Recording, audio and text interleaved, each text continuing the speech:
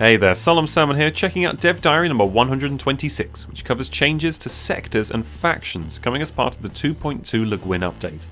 Okay, let's chat sectors. Sectors under the tile system are rubbish, and Wiz straight up acknowledges that they're a controversial and unperfect feature within this Dev Diary, so it's a relief that they're going to experience some changes. Yes, they do reduce the micromanagement the tile system requires, especially in large empires, but they also rob the players of a significant amount of control over their planets, which is a major factor in why I personally tend to always play tall strategies in game. Let's talk changes though. With the planetary rework ditching the tile system in favour of the district system, sector automation is no longer a necessity, allowing the devs to look at ways to grant the players more freedom. The new sector system functions based on galactic geography.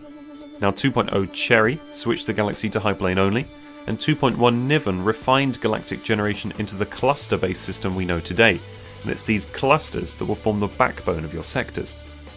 Whenever a planet is colonized in a new cluster, a sector is automatically created, leaving players with the planets within their core sector to personally manage.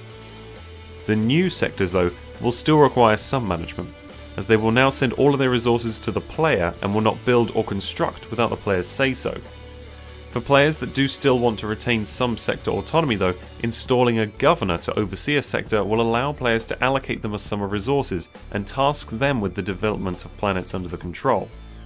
Under the new sector system, the core planet limit is completely removed, as is leader cap, with leaders now costing a monthly maintenance instead. Okay, so I'm both excited and nervous about these changes, but I'm definitely looking forward to trying them out before I pass judgment. It sounds like there will be more control of your sectors, but I do have some concerns about the game automatically generating the sectors. It might be frustrating and constrictive. But the Dev Diary definitely makes it sound like planetary development is only automated if you install a governor, so leaderless sectors are essentially under your control, which would definitely be an improvement.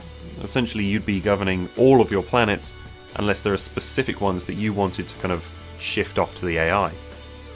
Okay, factions. Factions are also undergoing some changes in 2.2, what with the changes to pops in terms of strata and such.